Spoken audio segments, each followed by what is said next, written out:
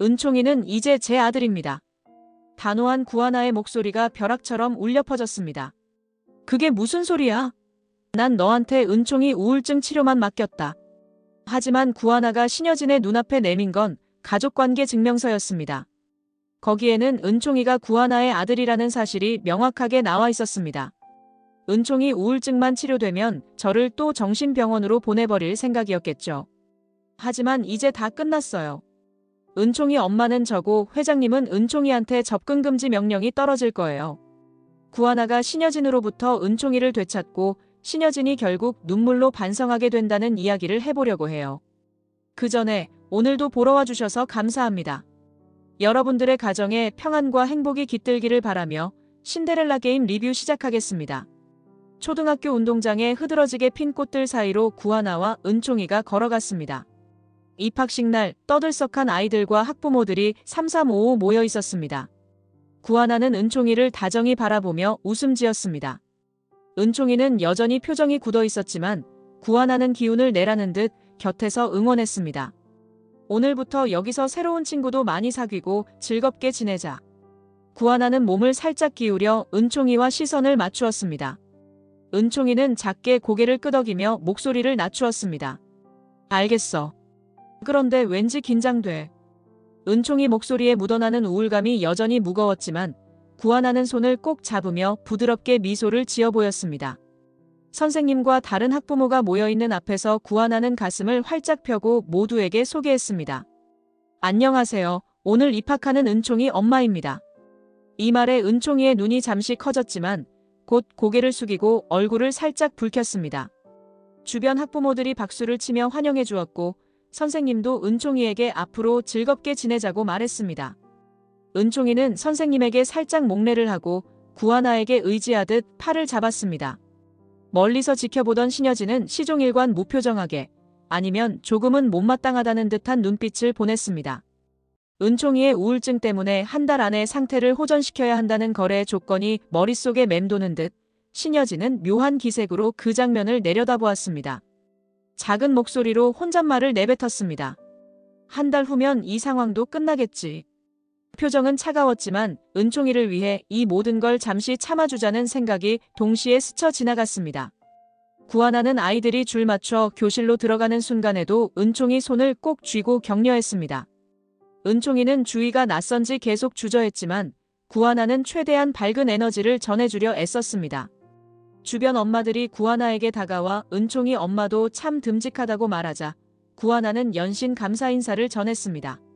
잠시 후 운동장 한편으로 걸어나온 신여진이 구하나를 향해 날선 시선을 보냈습니다. 구하나는 상대가 가까이 오기 전 은총이를 교실로 먼저 보내기 위해 살짝 등을 떠밀었습니다. 은총이가 교실로 들어가고 나서야 구하나는 신여진에게 말없이 인사를 건넸습니다. 신여진은 대꾸조차 없이 미간을 좁히고 서 있었습니다. 은총이에게 엄마 역할을 하겠다는 구하나의 결연한 태도와 한 달 안에 우울증을 완치시키겠다는 약속.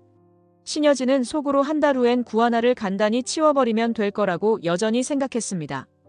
운동장에 선생님들의 안내방송이 울려 퍼졌고 구하나는 마지막으로 은총이의 교실 창문을 바라보았습니다. 작은 손을 흔들어 보이는 은총이 모습이 애틋해 가슴이 찡했지만 동시에 반드시 이 아이를 지키겠다는 의지가 뜨겁게 타올랐습니다. 은총이가 첫 등교를 마치고 학교 앞을 나서자마자 구하나는 준비해둔 차에 은총이를 태웠습니다. 두 사람이 도착한 곳은 화사한 분위기의 심리상담센터였습니다. 미리 약속을 잡아둔 상담사가 환영 인사를 건네며 은총이를 반갑게 맞이했습니다. 상담실 안은 아늑하고 다양한 색의 교구가 정리되어 있어 따뜻한 느낌을 주었습니다. 은총이가 소파에 앉아 주위를 두리번거리자 상담사가 부드러운 목소리로 은총이의 이름을 불렀습니다. 오늘 이곳에서 편하게 이야기해보자. 하고 싶은 말이 있으면 언제든 말하면 돼. 은총이는 낯가림이 있는 듯 살짝 움츠러들었지만 구하나가 등을 살짝 토닥여주자 고개를 끄덕였습니다. 잠시 후 상담사의 간단한 진단이 끝나고 구하나가 상담사와 마주 앉았습니다. 상담사는 관찰 결과를 바탕으로 희망적인 전망을 내놓았습니다. 지금 은총이는 확실히 기운이 많이 떨어져 있지만 보호자의 진심 어린 관심이 이어진다면 한 달 안에 우울증 호전이 충분히 가능해 보입니다. 이 말에 구하나는 안도한 듯 가슴을 쓸어내렸습니다. 그때 문이 열리고 신여진이 들어왔습니다. 무표정하게 자리를 잡고 앉은 신여진은 상담사가 전하는 은총이의 상태 보고를 들었습니다. 고개는 끄덕였지만 눈빛은 썩 좋지 않았습니다. 상담사를 향해 날 선 한마디를 던졌습니다. 한 달이면 충분해. 상담사는 난처한 미소를 지으며 대답했습니다. 개인차가 있긴 해도 지금 모습으론 희망이 보입니다. 물론 가장 중요한 건 주변 어른의 태도입니다. 구하나는 신여진 쪽을 힐끗 보며 조심스레 말문을 열었습니다. 약속하신 주식 증여, 그리고 한 달 동안 은총이에게 접근하지 않겠다고 하셨잖아요. 은총이 치료에 도움이 되려면 반드시 필요한 조건이라고 생각합니다. 신여진은 심드렁한 표정을 지으며 지그시 구하나를 바라보았습니다.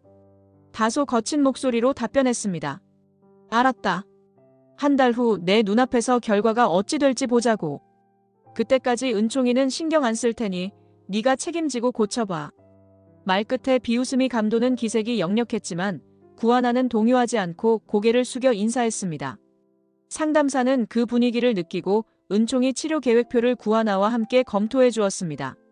구하나는 신여진의 반응이 불편해도 그저 은총이의 회복을 위해 주어진 시간을 잘 활용해야 한다는 생각뿐이었습니다. 상담 시간이 끝나자 신여진은 문을 닫고 나가면서 묘한 한숨을 쉬었습니다. 한 달이면 충분하다고 말했던 신여진 표정 속에는 무심함과 차가움이 동시에 담겨 있었습니다. 구하나는 은총이 손을 꼭 잡으며 작게 속삭였습니다. 함께 노력하자. 괜찮을 거야. 심리상담센터의 아늑한 방 안에서 상담사가 은총이에게 색연필 세트를 건넸습니다. 벽에는 은은한 조명이 비치고 뽀얀 벽 한쪽에는 예쁜 그림들이 걸려 있었습니다. 상담사는 은총이에게 그림을 그리도록 권유했습니다. 은총이는 아직 얼떨떨한지 손가락을 꼼지락대며 망설였습니다. 그리고 싶은 거 아무거나 그려도 돼. 상담사는 스케치북을 펴주었고 은총이는 조심스럽게 색연필을 잡았습니다. 구하나는 조금 떨어진 의자에 앉아 그 과정을 지켜보았습니다. 은총이는 연필을 살짝 흔들며 종이에 선을 긋기 시작했습니다. 처음에는 낙서처럼 보이던 선들이 조금씩 색깔을 띠고 구조를 이루더니 작은 집과 사람이 등장했습니다. 상담사가 다정한 목소리로 물었습니다. 이건 누구일까? 은총이는 잠시 멈칫하다가 소리 없이 입모양을 뻐끔거렸습니다. 겨우 한마디가 나왔습니다. 하나 이모. 그리고 나.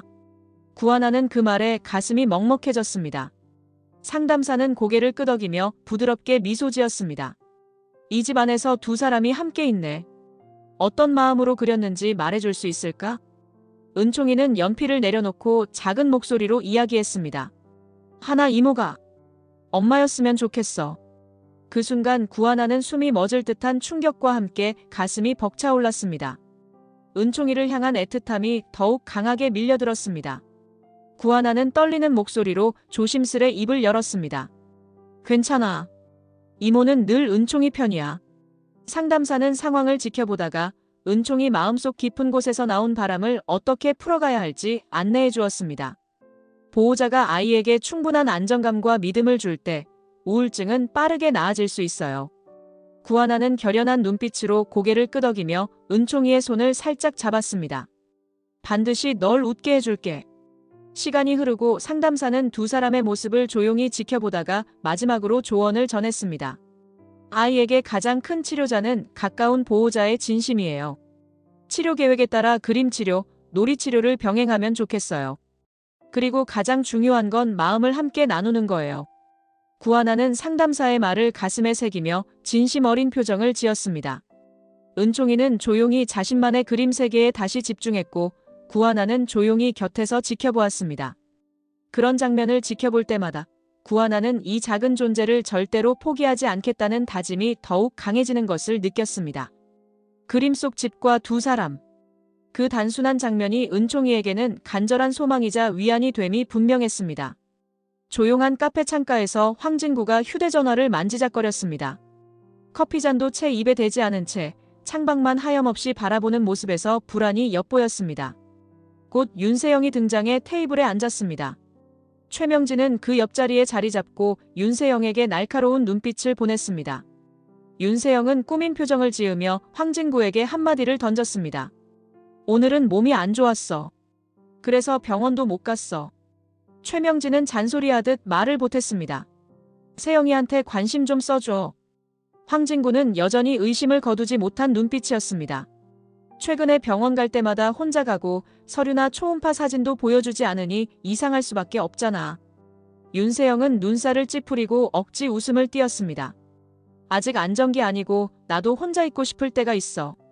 최명진은 고개를 끄덕이며 윤세영을 두둔했습니다. 이 시기에 예민한 건 당연해.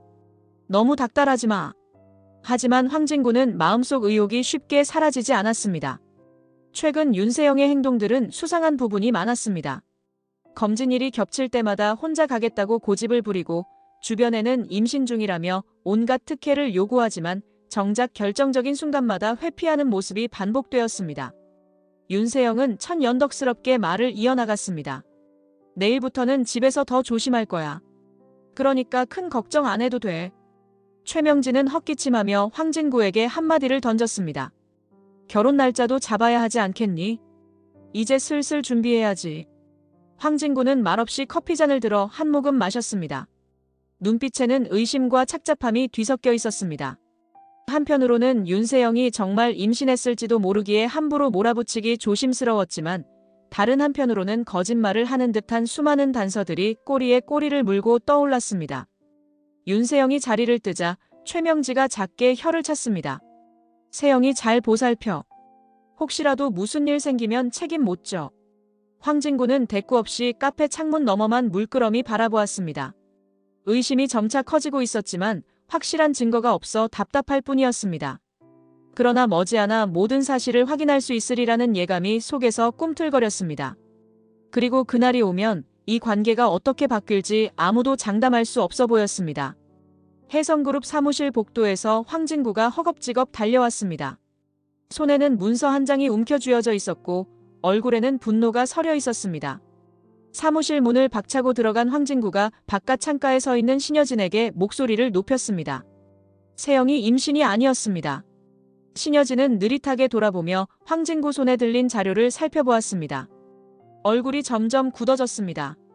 윤세영이 들어오자 신여진은 차디찬 눈빛으로 문서를 흔들어 보였습니다. 이거 뭐냐? 윤세영은 당황한 기색이 역력했습니다. 황진구가 크게 숨을 내쉬며 추가 설명을 이어갔습니다. 병원 쪽에서 확인했습니다. 세영이가 거짓말했다는 걸 우연히 알게 됐습니다. 윤세영은 허둥대며 시선을 피해보았습니다. 그게 사정이 있었어. 마음이 불안해서 말할 기회를 놓쳤어. 신여진은 짧고 차가운 웃음을 흘렸습니다. 문서를 테이블 위에 던지며 가시돋친 어조로 윤세영에게 쏘아붙였습니다. 감히 날 속이려고 들어? 윤세영이 고개를 떨궜습니다. 답변할 틈도 없이 신여진은 손짓으로 황진구에게 물었습니다. 확실한 거지?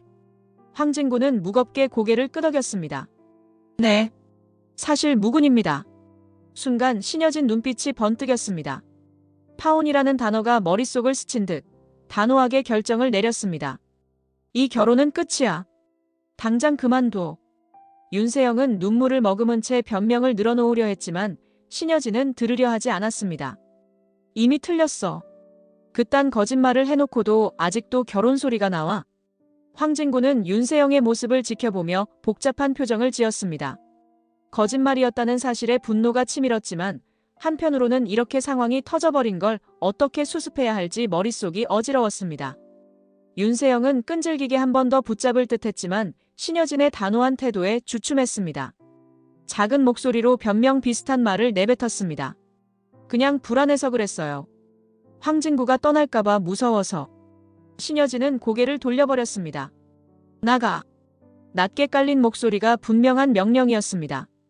윤세영은 할 말이 더 있는지 입술을 달싹거리다가도 신여진과 황진구의 차가운 기색에 도망치듯 사무실을 나갔습니다. 사무실 안에 남은 신여진과 황진구는 무거운 침묵에 잠겼습니다. 결국 신여진이 숨을 길게 내쉰 뒤 짧게 한마디를 남겼습니다. 파혼해. 황진구는 아무 말 없이 고개를 숙였고 파국처럼 끝나버린 이 상황을 정리하기 위해 문서 위에 시선을 꽂았습니다. 은총이는 상담실에서 그림치료와 놀이치료를 병행하며 조금씩 활기를 되찾았습니다. 작은 농담에도 미소를 짓고 가끔 깔깔거리며 웃음소리를 내기도 했습니다. 구하나는 그 변화를 지켜볼 때마다 가슴이 뭉클해졌고 조금만 더 힘내자라는 마음으로 은총이에게 다가섰습니다. 어느 날 치료가 끝난 뒤 로비에서 구지석을 만났습니다. 구지석이 조용히 다가와 입양 서류가 든 파일을 건넸습니다. 비밀리에 진행해봤어. 은총이를 누나가 완전히 보호할 수 있도록 서류를 준비 중이야. 구하나는 깜짝 놀라며 파일을 받았습니다. 안에는 복잡한 절차가 정리된 문서가 들어있었습니다. 구하나는 은총이가 떠오르는지 미소와 눈물이 섞인 표정을 지었습니다. 정말 내 아들로 만들 수 있을까? 그렇게 되면 이 아이를 누구도 빼앗아가지 못하겠지. 구지석은 구하나 손 위에 자신의 손을 살포시 얹었습니다. 누나가 원한다면 그 길이 최선일 거야. 은총이도 분명 행복할 거고. 그때 은총이가 상담실에서 나와 복도를 걸어왔습니다. 구하나와 구지석이 동시에 은총이를 바라보자 은총이는 활짝 웃지는 않았지만 예전에 비해 훨씬 밝아진 얼굴이었습니다. 구하나는 은총이를 꼭 끌어안았습니다. 오늘 기분 어땠어? 은총이는 작게 대답했습니다. 조금 더 괜찮았어. 그림도 그렸고. 구하나는 은총이 머리를 쓰다듬었고 구지석은 조용히 뒤에서 그 광경을 지켜보았습니다. 은총이가 상담실에서 알게 된 여러 가지 감정을 나누어 말하자 구하나는 훌륭해라는 말로 격려를 아끼지 않았습니다. 조금 후 은총이가 다른 복도로 뛰어가자 구지석이 구하나에게 물었습니다. 신 회장 쪽 상황은 어떻게 되어가나? 구하나는 살짝 뜸을 들이다가 침울한 표정으로 답했습니다. 한 달 후에 은총이 우울증이 완치되면 내 의무가 끝났다고 생각하는지. 그 후에 어찌 될지 모르겠어. 근데 은총이를 지켜내려면 이 방법뿐이잖아. 구지석은 고개를 끄덕였습니다. 입양이 바로는 어렵더라도 차근차근 준비하자. 구하나는 결의에 찬 목소리로 되뇌었습니다. 그래, 은총이를 지킬 수 있다면 무엇이든 할 거야. 어느새 복도로 돌아온 은총이가 가자. 라고 외치자 구하나와 구지석은 각각 미소를 지으며 은총이를 따라갔습니다. 조금씩 밝아지는 은총이의 표정이 세 사람에게 한 줄기 빛 같은 희망을 전해주는 듯 했습니다. 아늑한 상담실에 구하나와 구지석, 그리고 상담사가 함께 모여 있었습니다. 은총이는 방금 전 치료를 마치고 대기실에서 쉬고 있었고 상담사는 오늘 진행한 세션 결과를 정리해 건넸습니다. 구하나는 두 손으로 서류를 받아들고 내용에 집중했습니다. 상담사가 밝은 목소리로 설명을 이어갔습니다. 은총이 우울증 호전 속도가 꽤 빨라요. 아마 한 달 안에 완치 판정을 받을 수 있을 듯합니다. 구하나는 눈을 반짝이며 상담사의 말을 놓치지 않았습니다. 정말요? 은총이 생각보다 빨리 회복되고 있다는 뜻인가요? 상담사는 고개를 끄덕이며 살짝 미소 지었습니다. 네, 지금 아이가 느끼는 안정감이 큰 원동력 같아요. 특히 보호자인 하나 씨의 꾸준한 사랑과 지지가 크죠. 구지석은 옆에서 서류를 훑어보다가 덧붙였습니다. 은총이 상태가 좋아지고 있다니 다행이다. 이제 정말 마지막 단판만 남았네요. 상담사는 고개를 갸웃하며 물어보았습니다. 마지막 단판이라니 무슨 문제가 있는 건가요? 구하나는 잠시 망설이다가 낮은 목소리로 대답했습니다. 조건이 있어요. 회장님이랑 한 달 동안 은총이에게 접근 금지를 약속받았거든요. 그리고 은총이 우울증이 완치되면 주식을 증여하기로 했어요. 상담사는 예상치 못한 비즈니스 같은 이야기에 살짝 놀란 눈으로 구하나를 바라보았습니다. 구지석은 담담하게 말했습니다. 복잡한 사정이 있어서요. 그래서 한 달 뒤 은총이의 완치 여부에 따라 여러 문제가 걸려 있어요. 상담사는 조용히 한숨을 내쉬었습니다. 아이 치료에 이런 이해관계가 얽혀 있으니 은총이 더 힘들지 않을까 걱정돼요. 그래도 지금까진 아주 잘 해오셨어요. 앞으로 남은 기간도 마음 변치 않고 은총이를 돌봐주셨으면 해요. 구하나는 상담사의 진심 어린 조언에 무겁게 고개를 숙였습니다. 네, 물론입니다. 은총이를 위해서라면 뭐든 할 거예요. 그 순간 은총이가 대기실 문을 열고 얼굴을 내밀었습니다. 호기심 가득한 표정으로 구하나와 구지석을 찾았습니다. 구하나는 환하게 웃으며 손짓했습니다. 이쪽으로 와. 이제 집에 가자. 은총이가 다가오고 상담사는 괜히 은총이 머리를 쓰다듬으며 오늘 수고했어 라고 말했습니다. 구지석은 조용히 미소를 지었고 구하나는 마음속으로 이 한 달이 정말 결정적이겠구나라고 되뇌며 은총이 손을 잡고 상담실을 나섰습니다. 혜성그룹 사무실 회의실에 윤세영이 쓸쓸한 표정으로 앉아 있었습니다. 곧 황진구와 신여진이 들어섰습니다. 윤세영은 노려보는 신여진의 시선에 움츠러들었지만 입술을 깨물며 무언가를 말하려 애썼습니다. 그러나 신여진의 날카로운 목소리가 먼저 울려 퍼졌습니다. 이제 결정 내렸다. 파혼이다. 윤세영은 자리에서 벌떡 일어나 눈가에 눈물을 맺힌 채 호소했습니다. 들어봐. 나도 어쩔 수 없었어. 명지 때문에. 네가 떠날까봐 무서워서. 황진구는 담담한 표정으로 대답했습니다. 이젠 더는 속지 않아. 가짜 임신이라니. 말도 안 되는 짓이었어. 신여진은 크게 한숨을 쉬며 윤세영에게 다시 독서를 날렸습니다. 감히 내 앞에서 그런 조작을 해? 윤세영은 매달리듯 황진구를 바라보았습니다. 정말 미안해. 그래도 날 사랑하잖아.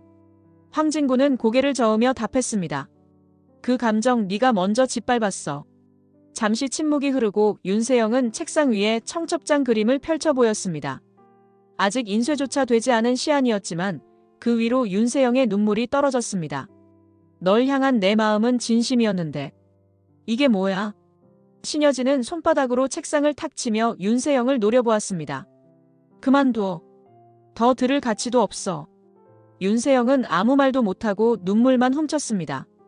황진구 또한 윤세영을 향해 차가운 시선을 거두지 않았습니다.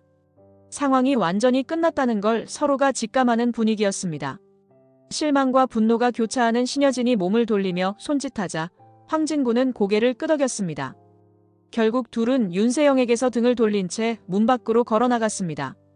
윤세영은 혼자 남은 회의실에서 엉엉 소리는 내지 못하고 속으로 끓어오르는 울음을 억지로 삼켰습니다.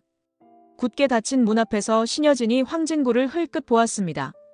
황진구는 조용히 고개를 숙였고 신여진은 짧게 말을 던졌습니다. 더 볼 것도 없군. 황진구 역시 떨리는 목소리로 한마디 거들었습니다. 네, 이제 여기서 끝입니다. 그리고 두 사람은 복도를 따라 걸어가면서도 등 뒤에 남겨진 윤세영의 아픈 울음소리를 애써 외면했습니다. 파혼이라는 단어가 귀에 울리며 모든 것이 순식간에 무너져버린 한순간이었습니다. 시계가 한 달이라는 시간을 알렸습니다. 상담사는 구하나에게 은총이 우울증 완치 판정을 내렸고 구하나는 기쁨을 주체하지 못했습니다. 집안 거실에서 은총이를 안고 빙글빙글 돌며 축하 인사를 건넸습니다. 정말 대단해. 은총아 이모가 너무 고마워. 은총이는 수줍게 웃으며 작게 대답했습니다. 나 이제 괜찮아. 구하나는 눈물이 핑 돌아서 은총이를 꼭 끌어안았습니다. 그동안의 노력과 눈물이 주마등처럼 스치며 마음이 울컥해졌습니다. 마침내 상담사에게 받은 서류를 들고 신여진을 찾아가는 날이 다가왔습니다. 높은 빌딩 꼭대기에 위치한 신여진의 사무실. 구하나가 들어서자마자 비서의 안내로 곧장 신여진을 마주했습니다. 신여진은 무표정하게 구하나를 바라보았습니다. 그래, 결과가 어때? 구하나는 상담사의 공식 판정 서류를 건넸습니다. 우울증 완치 판정입니다. 약속대로 주식 증여를. 말이 끝나기도 전에 신여진은 손을 휘저으며 서류를 덮었습니다. 그딴 건 됐고 네 쓸모도 끝났어. 이제 은총이 넘기고 사라져. 구하나는 황당한 듯 잠시 말을 잇지 못하다가 침착하게 봉투 하나를 꺼냈습니다. 가족관계 증명서였습니다. 서류를 펼쳐보니 거기엔 은총이가 이미 구하나의 아들로 등록되어 있다는 사실이 적혀 있었습니다. 신여진의 눈빛이 굳어갔습니다. 이게 뭐야? 구하나는 담담하게 설명했습니다. 은총이는 이제 제 아들입니다. 어떤 식으로든 함부로 뺏어갈 수 없어요. 신여진은 분노로 목소리가 떨렸습니다. 감히 내 손자를 네가 빼앗아? 구하나는 조금도 물러서지 않았습니다. 제가 우울증을 완치시켜달라던 약속 다 지켰습니다. 그런데 회장님은 주식 증여는커녕 저를 내쫓으려 하시네요. 이제 제게도 방법이 있어요. 접근 금지 신청을 할 겁니다. 신여진은 복사된 서류를 던지듯 탁자에 내려놓으며 소리쳤습니다. 두고 보자. 이런 식으로 배신하다니. 하지만 구하나는 흔들리지 않았습니다. 이미 은총이의 호적을 옮기기까지 구지석의 도움을 받아 준비해왔고 이 순간만을 기다려왔습니다. 구하나는 마지막으로 고개를 숙이며 한마디를 던졌습니다. 은총이를 위해서라면 뭐든 할 겁니다. 저와 아이를 건드리면 가만두지 않을 거예요. 신여진은 말없이 이를 악물었고 구하나는 문 밖으로 사라졌습니다. 이 방을 나서는 순간 모든 권력으로 짓누르려 해도 허락하지 않겠다는 마음을 더욱 굳게 다졌습니다. 구하나가 사무실을 나선 직후 신여진은 분노를 주체하지 못했습니다. 문을 박차고 나가려는 순간 복도에서 윤성호가 다가왔습니다. 윤성호는 신여진의 격앙된 표정을 보고 짧은 인사를 건넸습니다. 흥분했구나. 진정 좀 해. 신여진은 윤성호를 노려보며 목소리를 높였습니다. 네가 왜 여기 있는 거지? 뒤에서 무슨 꼼수를 부리는 건 아니겠지? 윤성호는 한숨을 내쉬며 어깨를 으쓱했습니다. 꼼수는 무슨? 잠깐 이야기 좀 하자.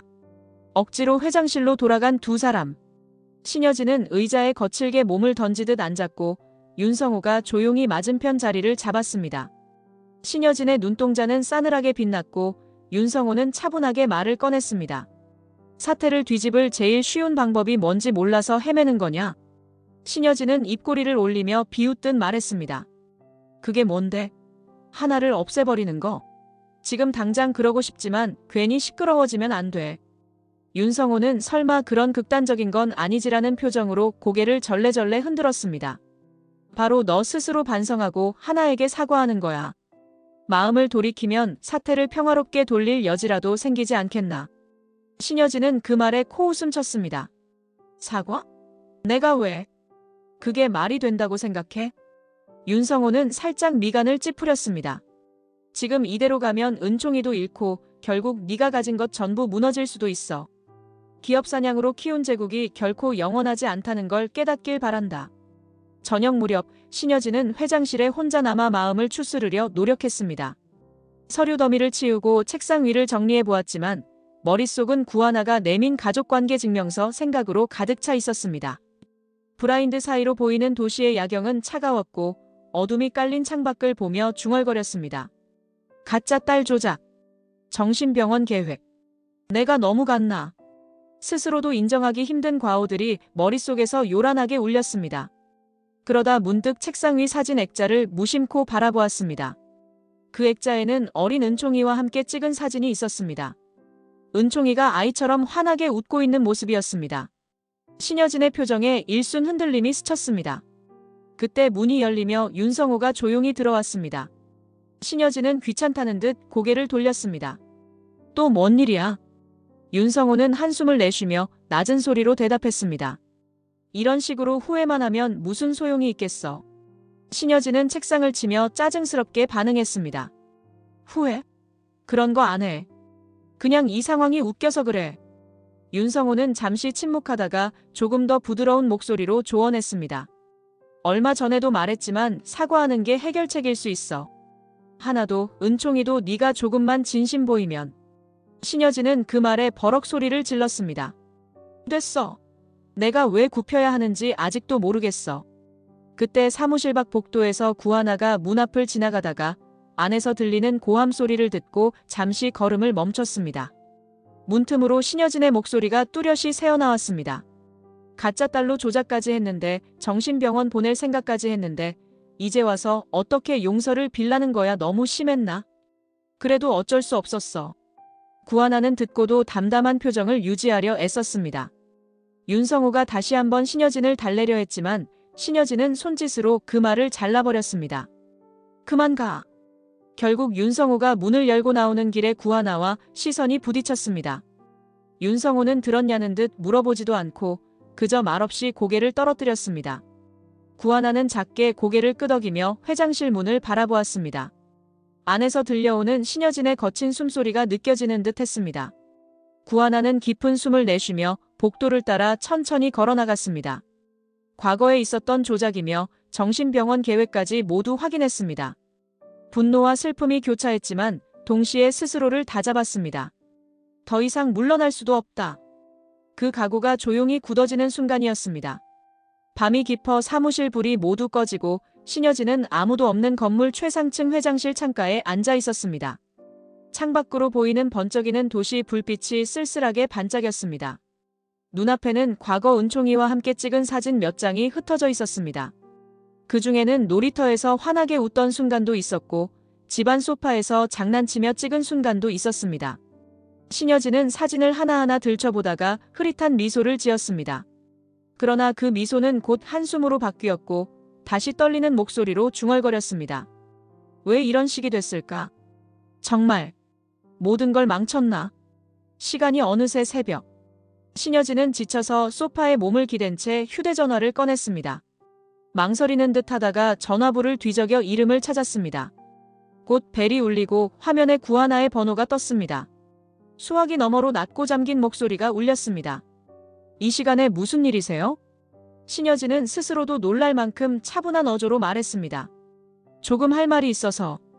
통화가 끝나고 둘은 사무실 근처의 작은 휴게실에서 마주 앉았습니다. 구하나는 아직 잠에서 덜 깬 듯한 눈으로 신여진을 바라보았습니다. 그러나 신여진은 억지로 시선을 피하지 않았습니다. 잠시 침묵이 흐르다 신여진이 묵직한 첫 마디를 꺼냈습니다. 미안하다는 말을 하려고 불렀다. 구하나는 순간적으로 놀랐지만 표정을 그대로 유지했습니다. 신여진이 입술을 살짝 깨물었습니다. 이어지는 말에서 진심이 느껴졌습니다. 내가 잘못했다. 너무 많이. 은총이 보고 싶어. 그 아이가 웃는 걸 기억하는데 지금 그게 안 떠올라. 구하나는 조심스럽게 대답했습니다. 지금이라도 사과하신 건 조금 늦었지만 다행이라고 생각해요. 하지만 제 마음에 난 상처와 은총이의 아픔이 쉽게 사라지진 않을 거예요. 신여진은 숨을 깊이 들이마셨습니다. 알고 있어. 그래도 진심으로 뉘우치고 싶어. 두 사람 사이에 어색한 정적이 내려앉았습니다. 구하나는 여전히 경계하는 눈빛을 보였지만 신여진의 목소리에는 이전과 다른 간절함이 묻어났습니다. 서로 아무런 말 없이 시간이 흐르다가 구하나가 작게 고개를 끄덕였습니다. 아이를 다시 볼 기회가 있을지 아직 모르겠어요. 하지만 제가 결정 내리기 전에 할머니를 찾는 은총이 마음도 고려해 볼게요. 신여진은 그 말에 미약하게나마 안도의 숨을 내쉬었습니다. 그 자리에서 당장 용서가 이루어지진 않았지만 최소한 다시 대화의 문을 열 수 있다는 희망이 보였습니다.